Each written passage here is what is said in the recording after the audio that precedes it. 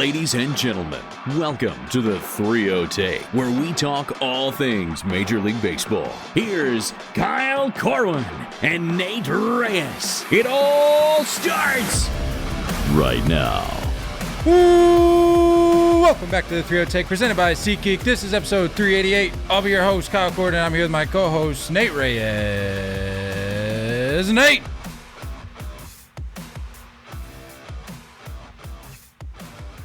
Buy-in on this Monday. It's a bit of a surprise. I feel like I'm a seller on Mondays. Most people are. It's a Monday. Nobody likes this Monday. But you're here to... But I'm here to buy. Lift people's spirits. This is a surprising buy. I don't know if you saw, but I am buying the giant glove that fans wear. Specifically yesterday, I think it was yesterday or Saturday, the Reds-Mets game, in left center, pulls it down, comes up with a home run catch. The massive glove. You never see those things making plays. I saw the post. Okay, here's the video. I saw the post about it. I didn't actually see the video. Let me see. That seems almost illegal. I like it. I'm here for it. I'm here for it, but if I'm sitting around that guy, I'm going to have some words for him, either in that moment or after the game, because that just doesn't seem fair. I just feel like you always see them, but they never have the opportunity to make a play. This was a snag. It's kind of reminiscent to back at I know they've been around longer than this, but the World Baseball Classic. Didn't that one guy have like a contraption? It's a first baseman's glove, yeah. No, I wouldn't call a first baseman's glove a contraption. It was a big boy. What am I thinking of? There was like it may have been I didn't mean to bring this up. It may have been that Zach Campbell nerd. It was either him or some other like ball hawk. They made some sort of contraption where they like lower it into the bullpen for like batting practice or something. Do you know what I'm talking about? Oh, it's almost like a pulley or something where they like lowered in. Hey, kind of like in Sandlot. You remember when they had the vacuum attached to the glove or whatever? You got it. They pull it back up. You got it. Pull it up. Yeah, it was something like that. Maybe that's what I was thinking of. But I swear that somebody had that at the World Baseball Classic. But I can appreciate the ingenuity. But I'm just saying, like, you never see those things actually making a play. And this one made a play. So I'm excited about it. I'd like to see more plays made from big gloves. I may be wrong here, but my gut, and I don't know why this came to me, but my gut says that we've had a conversation about the big gloves before. And my gut tells me that you were not on board with them at that point in time. I was not. I thought it was stupid. I'm not a fan. If you're an adult, don't bring a glove to a game. Did we confirm, was that not an adult?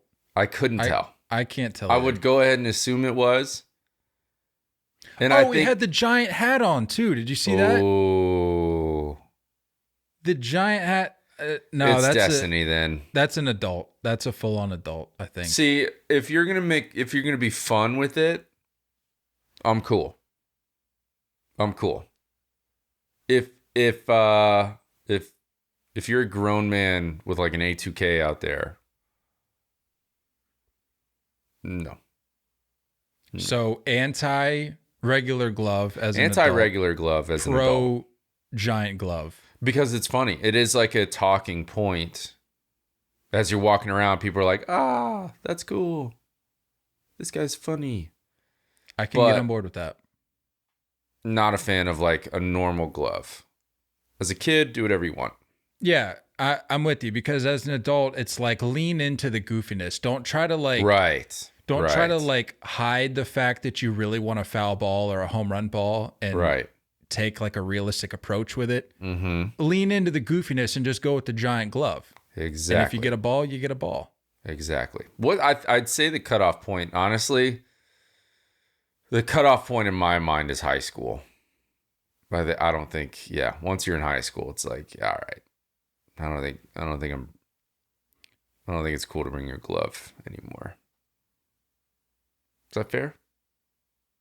Are you saying high schoolers cannot bring them? So yeah, like up until middle school. Yeah. Okay. Because you're 13, 14. Yeah. Yeah, that's I would say whenever you stop wearing a costume to Halloween trick-or-treating situations, whenever you're done trick-or-treating is when you can no longer bring your glove to a game.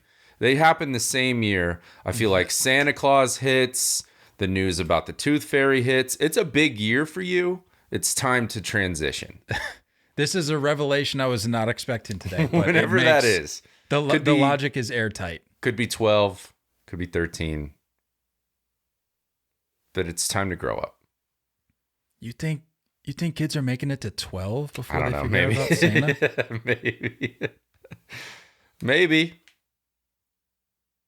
I wish I did. Not to go off on a tangent here, but I feel like it's even tougher to make it deeper into your childhood without finding the Santa news, because people kids on social media are ruthless. Yeah. Nowadays. They're just ruthless. They'll be like, there'll be like a tweet, and then the response will be like, I don't care, your mom's fat. Oh, by the way, right, Santa's not real. And then the kid's life is shattered at like 11. Yeah, or like you're adopted. Yeah. These kids are mean. A lot of hard conversations need to be had. For me, I am buying organizational members being a part of postseason celebrations. I saw a lot of clips circulating from the O's, which we'll get into. The O's locking down postseason berth. I am a huge proponent, huge advocate of organizational members being a part of the celebrations, however big or small, whether they just go balls to the wall or it's like a little champagne toast in the locker room afterwards, whatever it may be. I'm all about it. Get the photographers in there. Get the broadcast team down there, which the O's did. Get the social media crew. I mean, the social media crews can be down there anyway, but just get everybody that's on hand available down there to celebrate, because these seasons are not short, as we very well know. Yeah. And it is very much when a team is able to successfully enter themselves into the postseason. It is certainly a team effort, and I think it's awesome to see everybody in there. Like I think Kevin Brown, if you don't recall the name, the broadcaster for the O's who had like a mysterious absence from the team, he was down there. I'm just all about that. And the time that I worked with Duke Athletics for those few years, I was able to recognize that it is very much an all hands on deck. Like it's not just the team. Like, sure, they're the ones out there performing, but like they don't make it to the point that they do without the support staff, whether it be the medical team or the It's so true. the PR team, the public information team, whatever it may be. So I was very much a fan of the way that the Orioles took care of their own this weekend. So that was cool to see. Yeah, big fan. Speaking of which, let's run down the series from this past weekend in case you missed some news from around the league. Rays and the O's split their 4-game series. We'll dive into this a little deeper. This was a huge series for both teams, and they come out of it with a split. Very much a postseason atmosphere.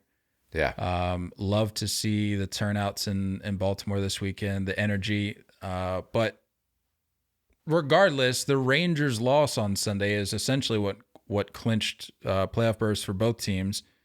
The Rays over the Yankees over the Pirates. Pirates reached the 70 win mark on Sunday for the first time since 2018. Nice. Blue Jays sweep the Red Sox. Blue Jays respond with a sweep of their own after being swept by the Rangers last week in a 4-game series. So big response for the Blue Jays. Still in it. Marlins sweep the Braves. Marlins beat the Braves 16-2 on Sunday. They outscore the Braves 36-11 in the series. And it's the Marlins' first 3-game sweep over the Braves since 2015. Highlighted over the course of the weekend was Jazz Chisholm's consecutive grand slams. Grand slams in consecutive games. Yeah. Hit them with the Euro step. Look, I'm not going to rail on the Braves here. They had the clinch. They got the clinch hangover. I'm not going to. I think Matty O even addressed it a little bit. He's like, we ran into a hot Marlins team. Essentially, we're hungover from the clinch. Yeah. What do you really expect from us? Either way, though, if you're the Marlins, you couldn't have lucked out with a better opponent if that's the case. True. Because you need these wins, and if you're gonna go up against a juggernaut, at least have them be hungover. So good for the Marlins, doing what they had to do. The Guardians sweep the Rangers. Rangers dropped to a 1.5 back in the West, or the AL West race. Royals over the I don't get that, dude. I don't get it. What are the Rangers doing? They're not winning.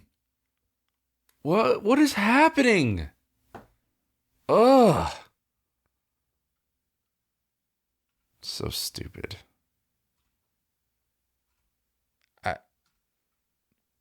I'm as flabbergasted as you are here. They're 6-4 in their last 10, albeit coming off a sweep.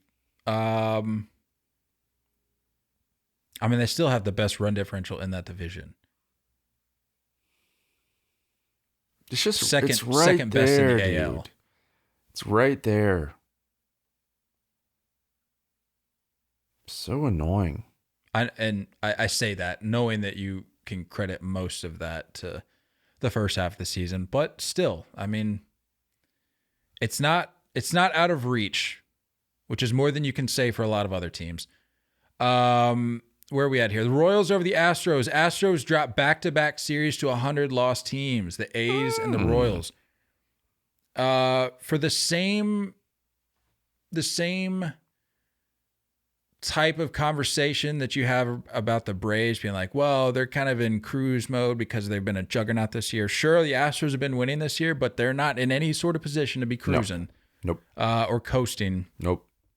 So you can't be dropping series to the A's and the Royals, especially if it comes down to October 1st and you're looking in the rearview mirror, just missing the cut for the division crown, and you're looking back at these two series going, what happened? Twins take 3 out of 4 from the White Sox. Minnesota is nearing its third division title in 5 years. They lead the Guardians by 7 games with 12 games remaining, so safe to assume we can chalk that up for the Twins. Brewers over the Nationals. Mark Canha hits a go-ahead grand slam on Saturday night to win the series for the Brew Crew. He's been a big addition. I don't remember what the numbers were, but I saw a post last night that was comparing his numbers with the Mets versus the Brewers, and he certainly has benefited from a change of scenery heading to the Brew Crew. A little pennant chase for them. What's their magic number? It's got to, they're close. Cubs are 6.5 back. It's got to be real soon.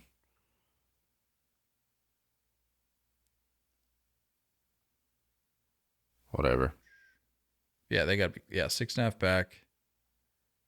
Cubs elimination number 7. Yeah, they're close.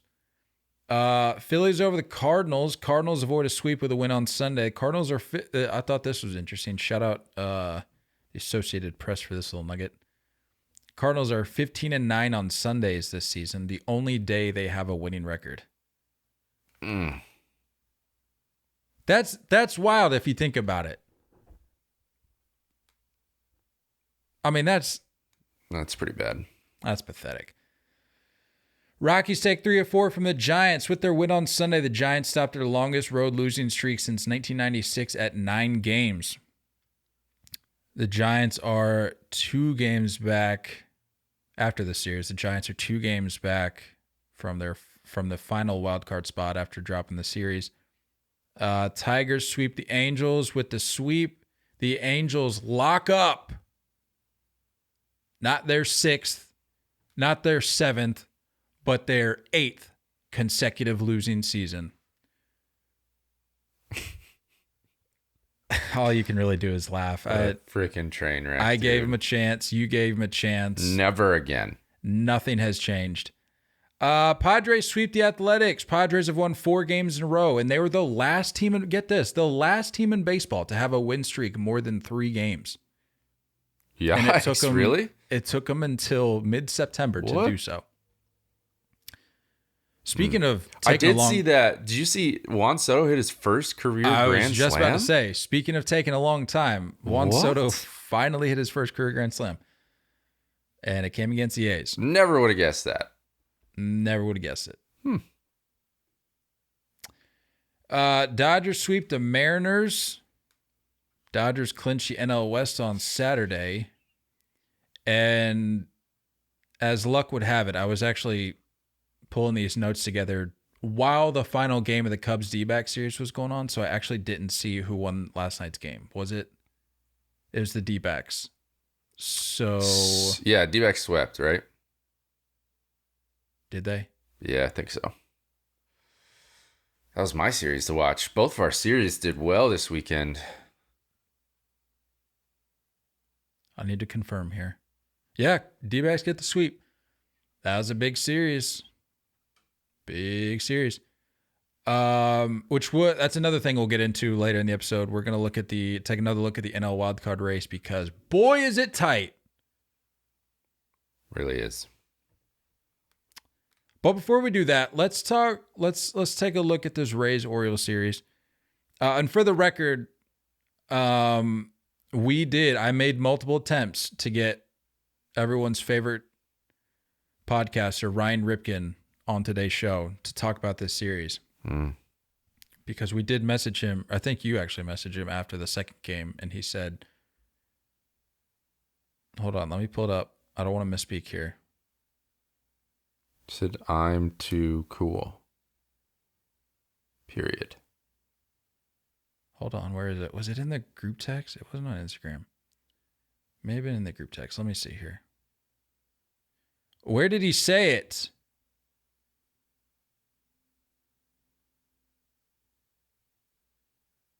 It was something about he called a shot. Here we go. He goes, they will win the next 2. They will still win the AL East. So he called a shot. Rays take the first 2 of the series. O's take the final 2. But we made multiple attempts, but as you would guess, the busiest man on the planet right now, and especially the weekend following the O's clinching their first postseason berth since 2016. No luck. So feel free to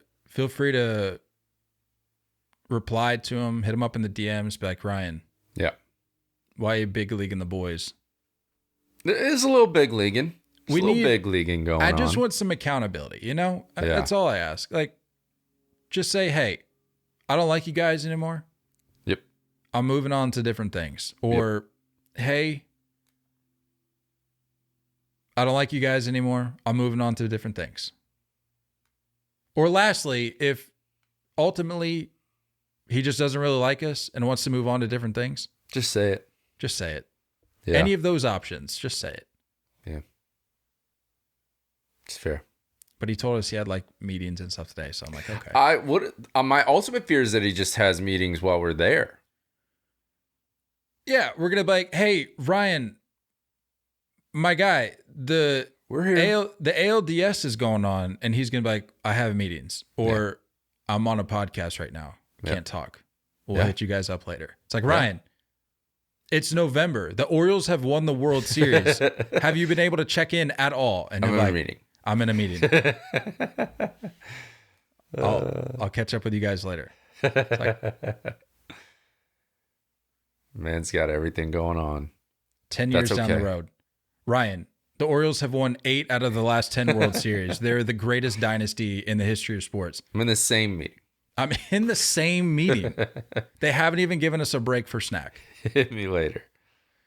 I'll hit you guys up later. No, all that to say, as I mentioned, huge playoff atmosphere this past week, and I was able to catch a good portion of the series because I wanted to get a pulse on where O's fans were at. I think there was one day, was it Saturday? No, it was Thursday because it was a 4-gamer. It was, I never really know what to expect from any team attendance wise on a Thursday, but I'm thinking, okay, if there was going to be a series where maybe a crowd showed out, maybe it'd be Thursday. Yeah, it was a little underwhelming. But Friday they had the Adam Jones, they signed him to a 1-day contract. That was like the Adam Jones day or night, I should say. And then Saturday you had the Glasnow Grayson game, which was solid. But I think my favorite part about the series altogether, though, was the fact that yesterday, as I mentioned, the Rangers dropped their game, giving a postseason berth to both teams. But it was looking like, coming down the stretch, it was looking like the O's would not be able to close it out with a win. Yeah. And I'm like, man, what a damper that would be, you know? It's like, in that scenario, you go from a full-on champagne bath to a champagne toast, right? Mm-hmm. Yeah, for sure. You drop 3 out of 4 at home, yeah. Yeah, and you drop the day that you get in. Essentially, you're not like backing your way in, but for all intents and purposes, you kind of do when you lose the day that you clinch. Yeah, it's still an accomplishment nonetheless, but the vibes are much higher when you can pull out a win. And boy, did they pull out a win. Were you able to see the end of that game? Yeah, huge. Seti Mullins, dude, like, remains to be just the guy for me, you know? And what's crazy is, aside from what he was able to do in the late innings yesterday, it was Adam Frazier that knocked on the line. I mean, that you want to talk about perfect placement. He's been a stud with them, dude. You put Mateo in motion. Yeah. Executed to perfection. Mateo rounds third, scores easy. I mean, he's been a stud. I think, was it Thursday he made that insane play up the middle? Yeah, that backhanded play, a little jump throw. Like, yeah. He is definitely, I don't want to say revitalized, but he is like defining his role there so well. He is playing his role so well. I love what they're doing. The resiliency of dropping the first 2 and taking the next 2 to secure the split. And like, I know split probably isn't what you're dreaming of, but if you like we were talking about, if you lose 3 out of 4 at home, and you know, it is just like a quick little, that's a toast instead of a celly. And I'm excited for him. I'm excited to see if that matchup comes around again at some point. I mean, as we've talked about, anything can happen in October, but barring any like real late magical push from any of these other AL teams, I mean, the Orioles and the Rays are just so good. Yeah. And we saw it play out this weekend. Orioles have a lighter schedule coming down the stretch the rest of the way out. They do have 3 tough ones coming up against Houston starting today, Monday. And then it's Guardians, Nats, Red Sox. So 2-game lead. I think I feel pretty good. I feel pretty good about our plans. Yeah, as a reminder for those who don't know what Nate's talking about, we have locked down tickets for the first and second game of the ALDS at Oriole Park at Camden Yards. It's gonna be sick. One of those games were in left field, right? Yeah, that's game 2. Game 1, where I think we're like on the first base side. So, and I think the game 2 actually, I'd have to double check, but I think we're gonna be like kind of on top of the bird bath. Yeah, like looking down. That's like, what I thought We won't be in too. it. We won't be in it, obviously, because I'm sure that's fine. that's I'm fine. sure I'm those not a big tickets- enough. Yeah, I'm not an Orioles fan. So Yeah, it's I like, would. I don't need to be That's a in good it. point. I wouldn't feel right taking Yeah. seats from some Be diehards. strange. But that'll be a cool vantage point. But all that to say, this split was huge because if they come out of the series down in the division, that's I know. I was that's nervous, not a good dude. feeling. I was nervous. So that made me feel a lot better. So we need that to happen, and we're gonna need Philly to hold strong these last 2 weeks, because if all works out, that's gonna be a special few days. It sure is. Like if we can get that game 3 in Philly, man. And if that doesn't work out, maybe, like I said, and I don't remember if I mentioned this on the last episode, but maybe we call some sort of audible, and if there's another game 3 like within reasonable distance and there's still tickets available, maybe we pull the trigger on that. I don't know. We'll see. I'm excited for that too. I'm excited for that possibility. What could even happen? I don't even know. It would be either. I mean, it'd be Chicago, maybe. Yeah, I guess Chicago would be the only one. Miami. We're not going to Miami. Well, the other thing to consider too is it may be, depending upon what happens these last 2 weeks, we may be looking at a wild card series in Baltimore. Maybe we go north of the border and we go to Toronto. I'm not going to Toronto. I have zero interest in going to Canada. I'm sorry. I have no interest in going to Canada. But for those curious, the Orioles did secure the season series, which is huge. Which is big. Heading into the postseason, if they're to match up again, that's a huge narrative that you can kind of tap into if you're the O's. And you hold the tiebreaker, best, worst case scenario. Right. If this stretch doesn't go well. Did you hear that the Orioles ran out of beer during their celebration? Really? Yeah, apparently they they ran out of beer, and then they started taking condiments from like the break room or like the cafe and just started like throwing them on guys. So guys are getting like drenched in condiments because they ran out of beer. Sure. Mustard me up. You got to do what you got to do. You got to do what you got to do. Probably because their GM just smashed half of them on his own, hitting the dong bong. Yeah, did you see that? Yeah. They had everybody down there, man. They had the whole crew. What else we got here? Oh, Shohei. Let's switch gears here and talk about Shohei. I think all of the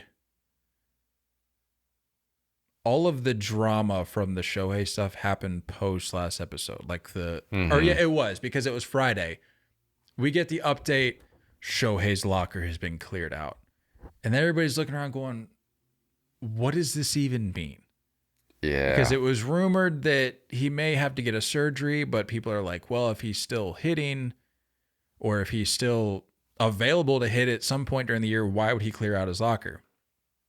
And then as the hours crept on, people with more sense about them came to realization like, oh, it has nothing to do with his future with this team. It's simply the most likely scenario here is that he's decided to, or the team rather, maybe has decided to withdraw Shohei from competition for the remainder of the season because an impending surgery or something is right around the corner for him.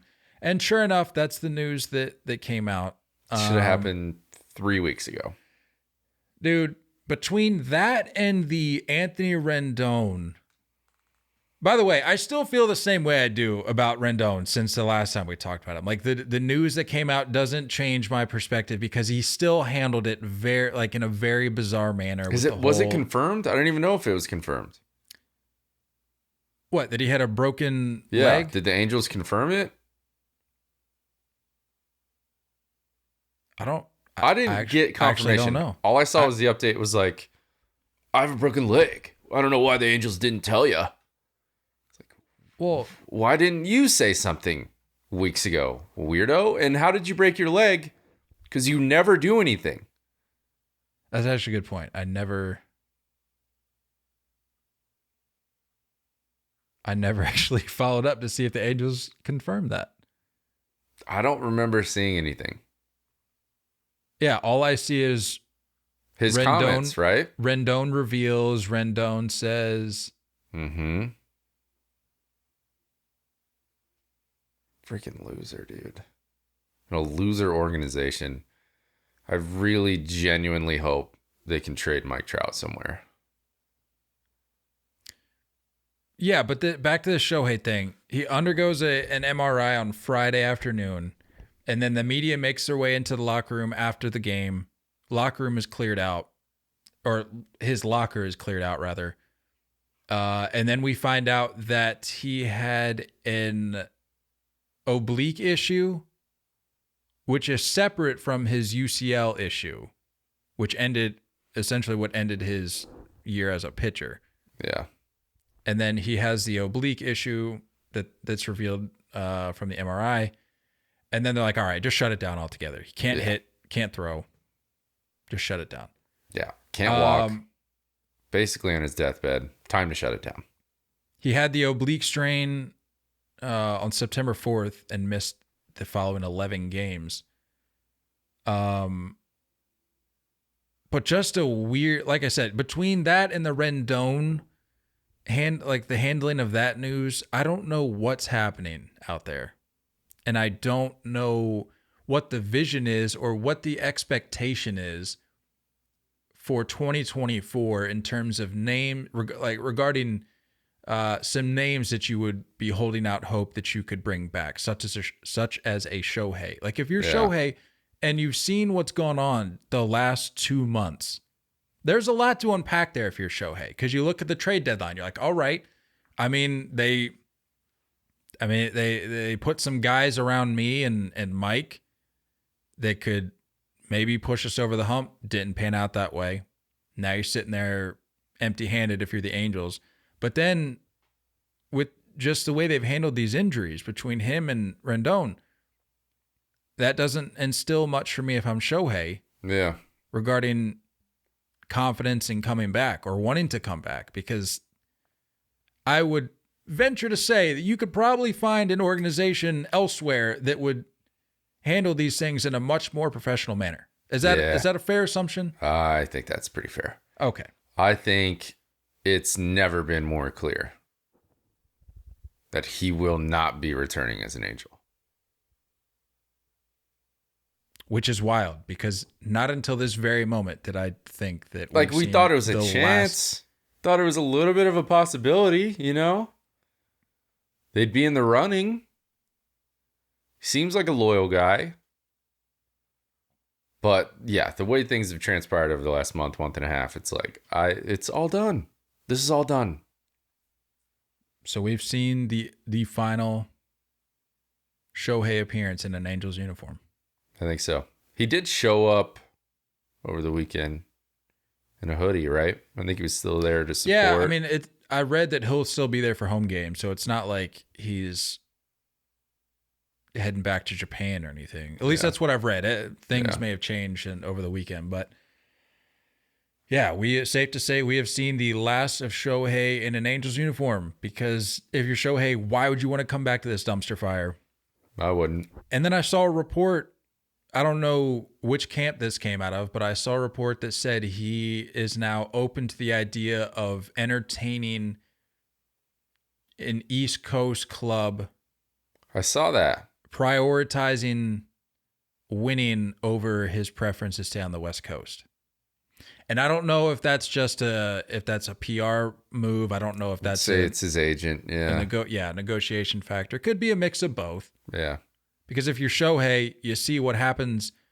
You may enjoy the West Coast, you may enjoy money, but if it doesn't result in winning, I think you can look at a guy like Mike Trout and say, was it really worth it? Mm-hmm. Like, yeah, you got the money, but you're miserable out there. Yeah. And obviously Shohei listens to the pod, by the way. Of course.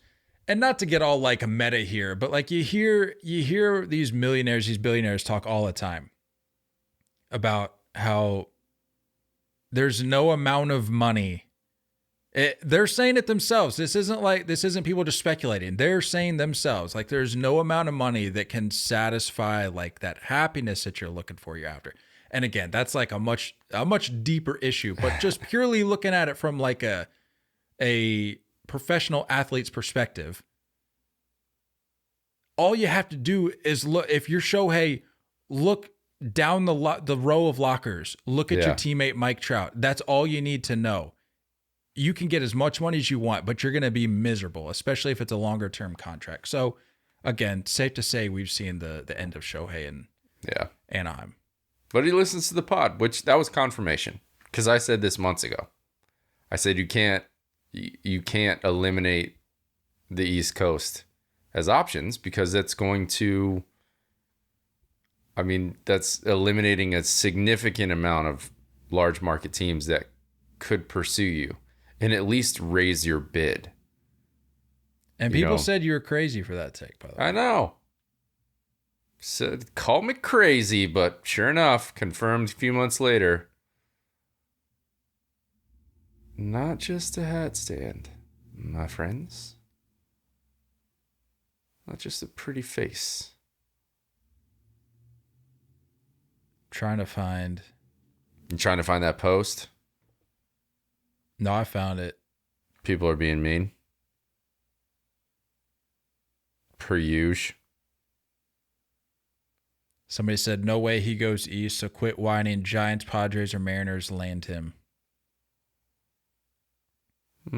He's not going to the East Coast for a multitude of reasons, one of those being an increased flight time to Japan. The more I think, like, the more you just think about it, that's just so ridiculous. It's so ridiculous. Yeah. Somebody said, bad content. Yankees are only serious people for a trade. There's only 6 teams in the MLB that can sign him, not counting Red Sox because they won't. Terrible content, bro. Somebody says, bro doesn't know what he's talking about. Ohtani's next contract will be record-breaking, but he might not care that much about the money, but teams will be willing to give an arm, a leg, and their firstborn of each player to get him. What? How is that? What are you talking about? What did you say in that clip that went against what he just said? I don't know. I don't know. Just stretch and flex on him. Your boy doesn't get too many things right, but when he does, he gets bodied in the comment section for no reason. I will say, though, of the two of us and the content that I put out respective to each of us, because every now and then I'll get a clip of like both of us kind of bantering back and forth, but mostly because I got to keep the clips relatively short for the algorithm. It's usually me talking or it's usually you talking. Right. And I feel like my takes are usually like a little more lukewarm and yours are a little more like controversial. Yeah. Which means you get buried a lot more. Yeah. But if it works out or pans out the way that you're talking about in said clip, you look a heck of a lot smarter on the back end or after the fact than I would with my more lukewarm clips at times. So credit to you. Speaking of which, I think we need to soon here within the next few weeks, we need to like do a recap of the prediction episode with like awards and stuff. Cause I think we may be correct on a few things. I feel like we usually do that. Don't we usually do a look back every hot takes episode before the season starts? We look back on the previous year. Yeah, that's lame though. I think we should do it sooner. Maybe like a recap. The only reason I'm saying this because I remember the only one that I remember is I had Kodai Senga for NL Rookie of the Year, and I think that's trending, dude. He is very much so. Like he's in the Cy Young conversation, so which is wild because for the first half of the season that was not the case, and then as of late has just been rolling. So good for Kodai. Maybe we're not that stupid. One of the few bright spots for the Mets this year. Dodgers clinched the West, staying out west. Dodgers clinched the NL West. It's their 10th division title in 11 years. Goodness. At what point? No, I'm going to contradict myself here, because I'm also a believer in the reality that division titles don't necessarily mean anything. Because like, you can rack up as many division. Ask Braves fans, you can rack up as many division titles as you want, but until you actually do something with it, until you actually make a run in October, it means nothing. Right. Nobody cares about your second tier little pennant signs that you hang up in your stadium where it's got year after year after year, and then there's no gold flag at the end of it with the World Series. Nobody cares. Right. It makes for nice wall art, but nobody cares. Not to say the Dodgers haven't done anything, because as we very well know, 2020 was their year, and I know that's controversial to a lot of people, but that's the reality of it. 29 other teams had the same opportunity to do it. I'm not opening that can of worms again. Yeah, let's not go down that road again. But at what point do we look at the Dodgers as, because I saw a lot of people making the comparison between them and the Braves in terms of organizations that are run nearly perfectly, just in terms of being a perennial threat, not having much rebuild to worry about, if any,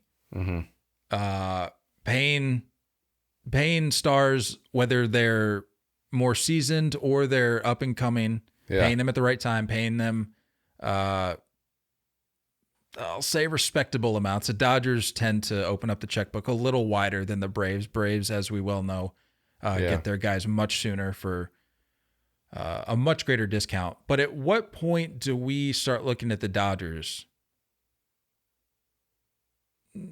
alongside the Braves as just the pinnacle of what a successful baseball organization is? Yeah.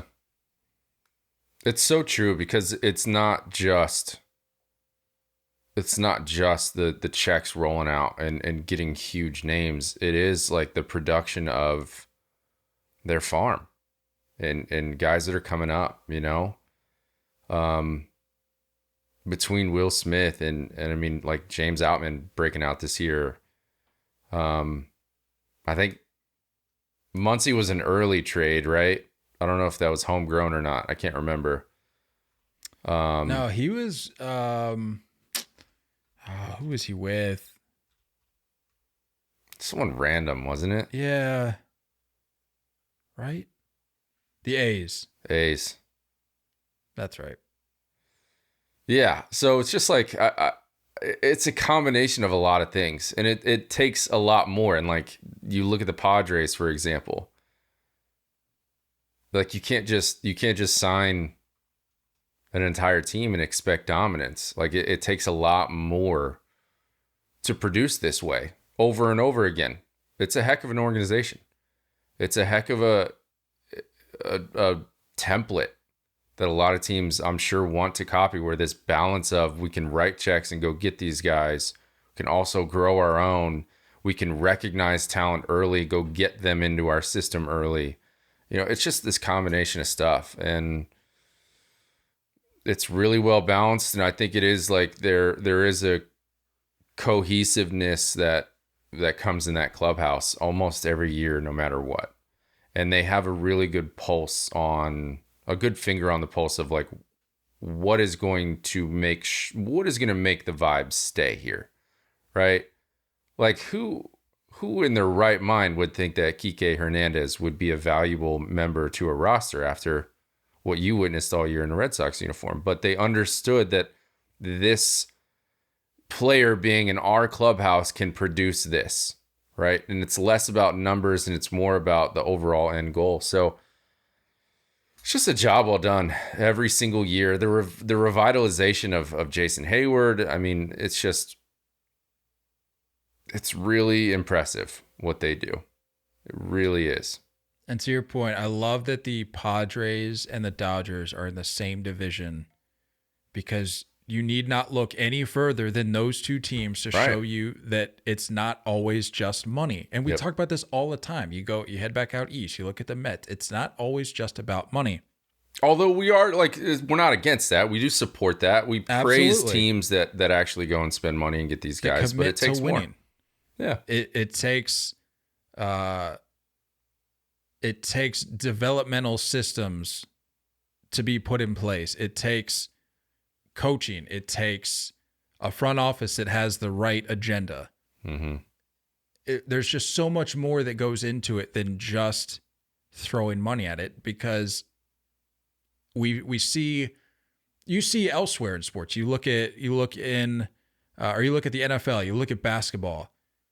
Just having stars, Mm-hmm. that means nothing. You need chemistry, and it seems to be highlighted a little more there, because I feel like stars in those two sports are they're under the microscope a lot more because the rosters are smaller.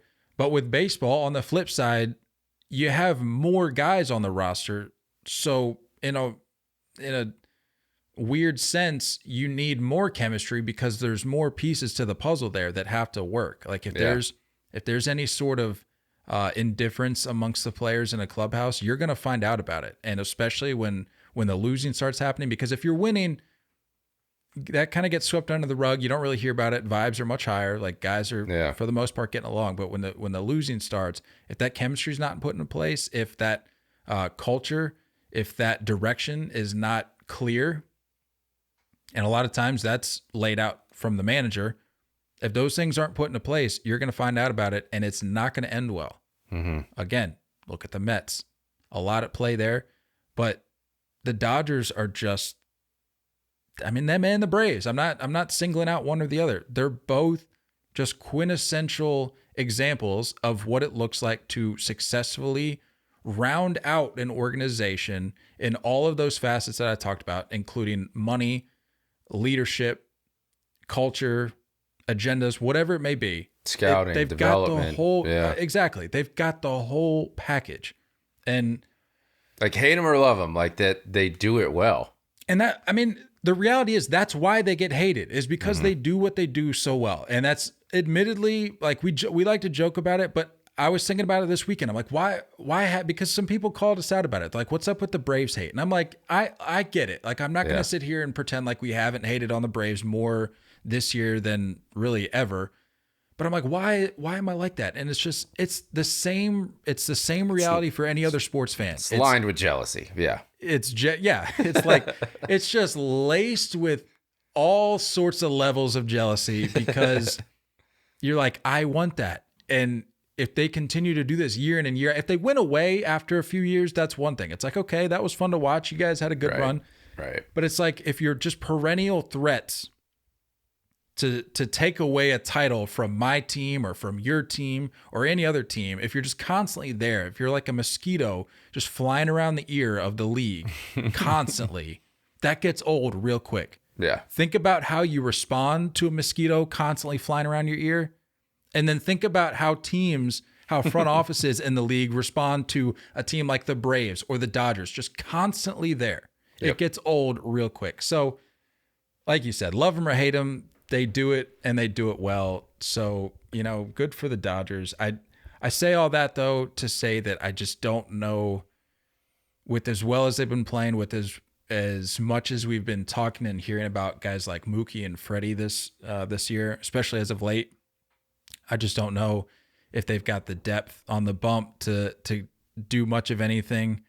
But if there's a team that could somehow make some sort of magical run, it would be the Dodgers. Yeah. Just based on what we've seen this year, because like I've said it before, and a lot of national coverage and regional coverage, if you want to take it that far, did not have the Dodgers in this position. They said, you look, including us. I mean, we talked about last offseason, like they didn't take crazy strides to build on what they had. And it was this somewhat of like, not necessarily a punt, but it did seem like it was we're just stocking up for Shohei. We're just waiting for that opportunity.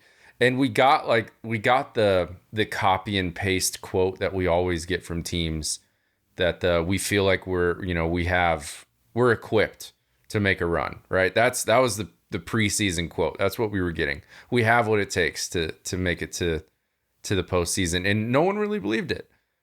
So props to them. Props to, honestly, Dave Roberts gets a lot of hate, and he has made some questionable decisions in key moments. But I mean, you look at like the example of Mookie and the flexibility of like, you know what, like, yeah, let's try him at second. Let's try him at short. Let's see how he does. We're so rigid now. Like, it's crazy how rigid we are. Just let these athletes be themselves. And so I think there is a little bit of that going on too. And yeah, it's a job well done all the way around. Obviously, job not done yet, but this is what you hope for. This is what you dream about. Give your team a chance every year.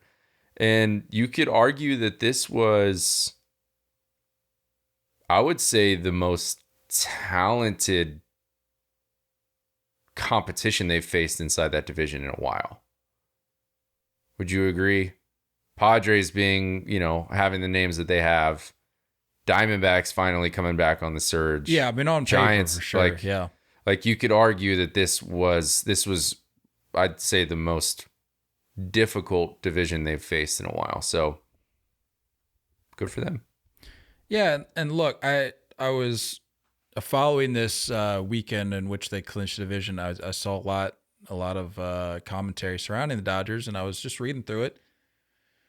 And a name that I don't like giving any more shine to than he already gets, because a lot of it I just think is unwarranted, if I'm being quite honest. But Ben Verlander, a tweet of his was circulating, and I was trying to find it just now, so apologize for kind of being a little distracted there. But it was something, I couldn't find it, but to paraphrase, it was something along the lines of talking about the Dodgers and the way they handled this offseason, kind of like what we were just talking about, and saying, the Padres went out and got some names, and the Dodgers seemingly just kind of sitting around.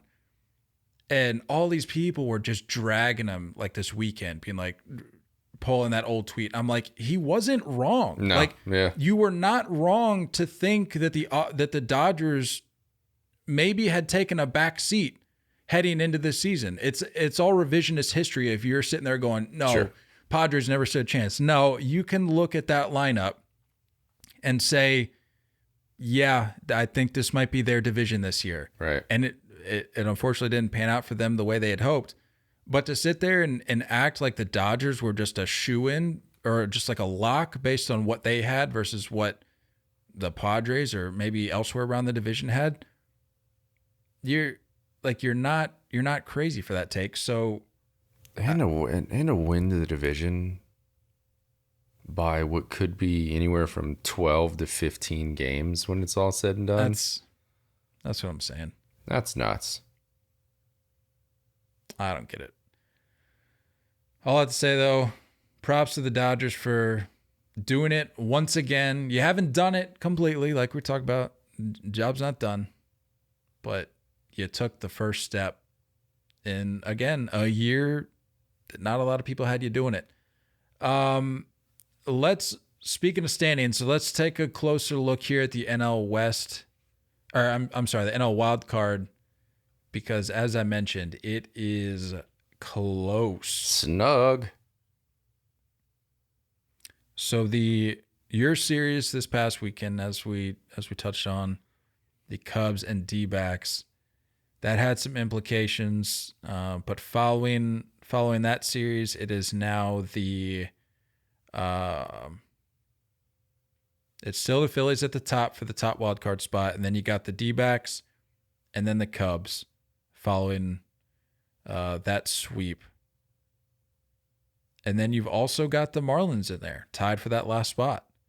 And then behind them, you got the Reds at a game, half a game back from the final wild card spot. You got the Giants at 2 games back. And if you really want to include them, I don't. The Padres at 6 games. I don't, but yeah.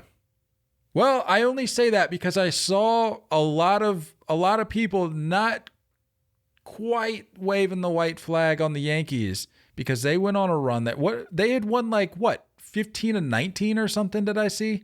Don't matter. It does because that's, it doesn't. But to their credit or their defense, I mean, you can't. Yes, people with sense and reason about them can call it for the Yankees. But mathematically, if you put, I'm pretty sure, you correct me if I'm wrong, but I'm pretty sure it was 15-19 following all these young call ups and everything. They went on a little bit of a run there. So it's all right, we can write them off, but also it'd be a wild story. Sleep with one eye open here with the Yankees because a real wild story. That'd be nice. I mean, if they snuck in, that would give us another East Coast destination possibly for these plans. But I don't know. I mean, but would you even really want to go to that? Probably not. Yeah, probably not. Yeah, I would. I mean, I'll say right now, if the Red Sox somehow, I mean, they're not at this point, but say they had a better week or maybe even two, and they snuck into the wild card series, I would have no interest in going. And you can sit there and say, what kind of fan would say that? Yeah. It's been quite the roller coaster this year. And I made my feelings clear on this team back in March. Didn't really change. I mean, trust me, I love the Heim news. You know what? Actually, forget it. I take back what I said. If they were to sneak in after the fact, after firing Heim Bloom, and then they snuck in, I'm like, you know what? It's a new team. I'm in. I'll be there. So it's understandable. Scratch what I just said. But all I'd say, the National League wild card. I mean, it's right there. It's right there for everybody. It's so crazy. The Giants two back. That's still absolutely in striking distance.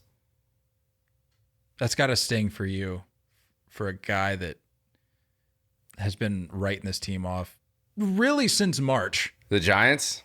Yeah. The Giants are they're slowly creeping into Twins Brewers territory for me. We're just I'm not at all interested in you. Nothing you do fires me up.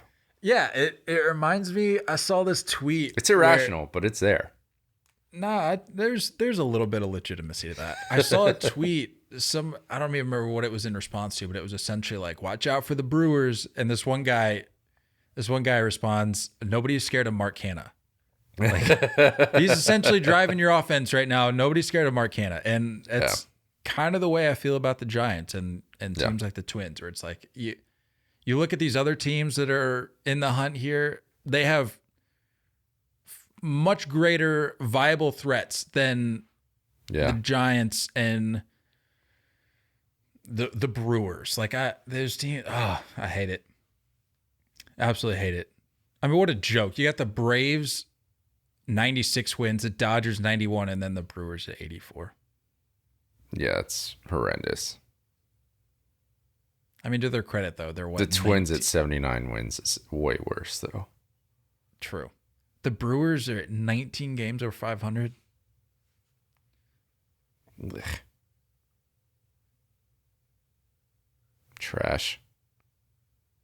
A team we're not talking about enough, though, the Marlins. Yeah, I was gonna say the Marlins or the Reds.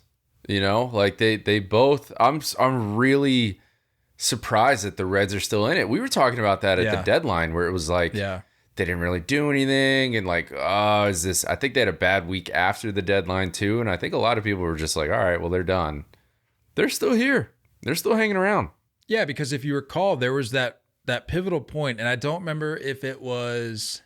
Oh yeah, it was. You're like you were saying, it was right around the deadline, right after the deadline, where we had that conversation about from this point forward, from the deadline forward, what team are we kind of riding with? And I think we had Ryan on at that point too, and we were all kind of chatting about it. And I don't think any of us had the Reds, did we? Mm-mm. I don't think so. I don't think so. Good for them though. The tough thing is that you'd love to say, hey, this is the new Cincinnati Reds and this is what they're going to be each year. You never know. You know, I wish they would have done a little bit more at the deadline and been better equipped for this stretch. I personally would prefer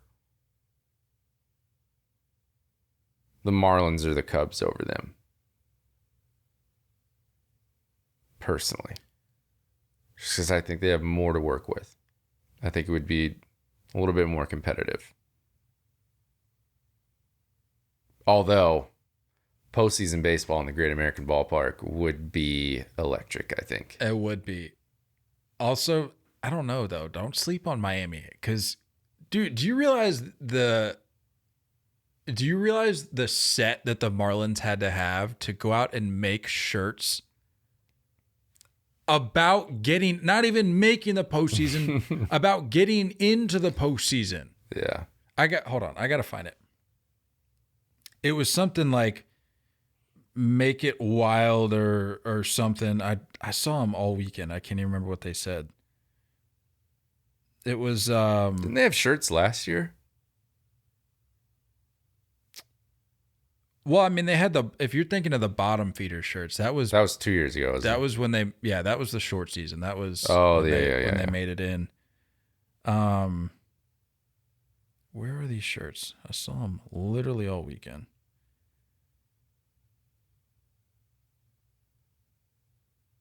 Yeah, dude. It says "Get Wild Miami," and underneath it says "Battle for the Postseason."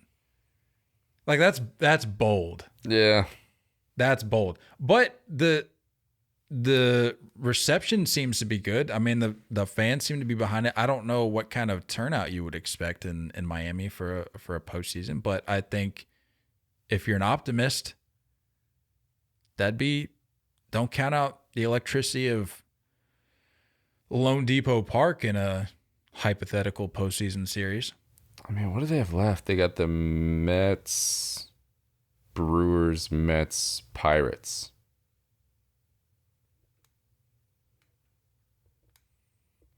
That matchup, the Brewers Marlins matchup, is gonna be fun to see.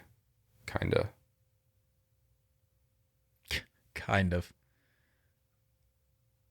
I might not watch it, actually. Well, we were talking about it before we hopped on. I think I'd like to go a full year without seeing a Braves or a Brewers game. And I'm almost there. I might as well commit to it. I've not watched a single Brewers game, so keep that rolling. It's an impressive streak. I think you and I are still in agreement for this potential, if necessary, Game 3 for the National League wild card that we'd be able to get to in Philly.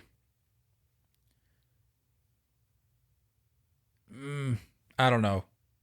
I guess the Cubs would be the preferred opponent. I'm fine with Cubs or D-backs, but definitely I would prefer Cubs. Because what would that matchup look like?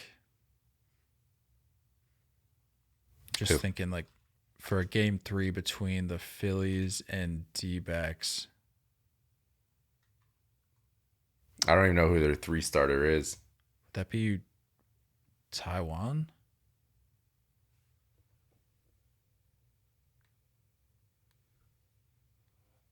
Hopefully it'd be a slugfest. I want to go to like a 11-9 game. Because, yeah, that's true. I think I saw that Lorenzen got moved to the pen. Oh, did he? I think so. Has he been scuffling since the... No, I think it was more of making room for... I don't even remember who it was that came back. I hate that. Yeah.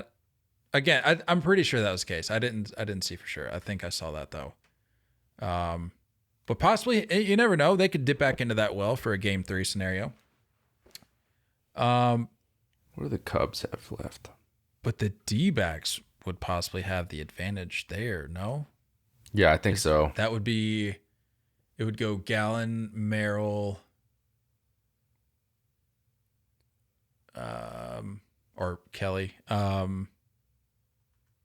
PFAT. Would that?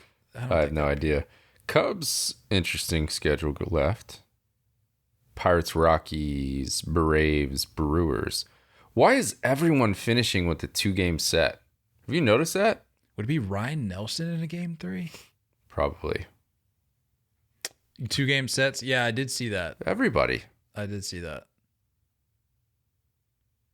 It probably has something to do with like resetting the schedule, because you have teams get to this point in the year and a lot of them probably haven't played the same amount of games, and then you get a 2-gamer, get everybody back on the same page or something. I don't know. I suppose.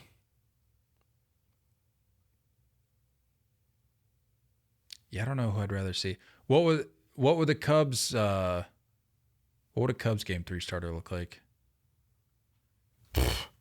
That'd be, because is Stroman back? Not that it would be him, but Is he? I thought he was back. Could you go Steele game 1? If he is back, you go Stroman 2. Maybe a Tyone game 3? Tyone. Javier Assad game 3? I would say Tyone. Maybe Kyle Hendricks. Maybe Kyle Hendricks, yeah. On a Short leash. Short leash for sure. We got the same idea. Yeah. Yeah, man. Kind of zooming back out here. It's a lot is still up in the air, and there's really only so much you can say at this point, because you still got, I mean, it may not seem like a lot, but 2 weeks is still a lot of time, Anything can especially with happen. the discrepancy, the small discrepancy between all of these teams. I mean, you've got 6 teams within striking distance. Giants are 2 games out, as we said. So I don't want to just continue to speculate as these games go on, but, and I'm not saying anything groundbreaking here, but there is still a lot of play here in the National League wildcard race, and I'm here for it, man. Just buckle up. I am here for it. Kind of wrapping up here. I think the only other thing I had was the news that we got today about the Rays. What was the official update? That they had agreed to a stadium. So like Agree to terms. Is that in motion? Like, is that Rays agreed to a new stadium? Tampa Bay set to announce deal for stadium near downtown St. Petersburg, according to the Tampa Bay Times. Literally anything is better. So it's got to be positive Well, news. you know what this means now. We're going to have to make a trip down there to the Trop before they That's blow true. it to For it, yeah, just to say smithereens. we got there. So we'll have to do that. Why not just move it to Tampa, though? We keep hearing about how it's so hard to get to St. Pete. Okay, well then move it to Tampa. Like, I'm tired of hearing about the stupid bridge. That's all I hear about. Well, it's the bridge. It's hard to drive on the bridge. It's hard to get to the park via the bridge. Okay, well then don't make people go across the bridge. Yeah. Like, I'm not like a city official here, but it seems pretty common sense. Like, if that's the crutch that you're going to use for attendance issues, then don't put it on the other side of the bridge. Don't use it anymore. You can't use it anymore. This stadium better be sick, though. I'm ready for the concept art. Why do we get concept art on like every other place? But then this just snuck in there as like they agree to terms. And also, what took so long? It better have a raise tank. I saw that tweet today. If it says if it doesn't have the raise tank, we riot. And I'm kind of with it on that. Yeah. Give me the raise tank. Just don't give me your I equivalent better not of a see a home run. freaking dome, dude. If I see a freaking tan dome, Well, they would make have it retractable. It'll be a roof. It'll be retractable though. Please be retractable. Everyone else is doing retractable. I think we did see now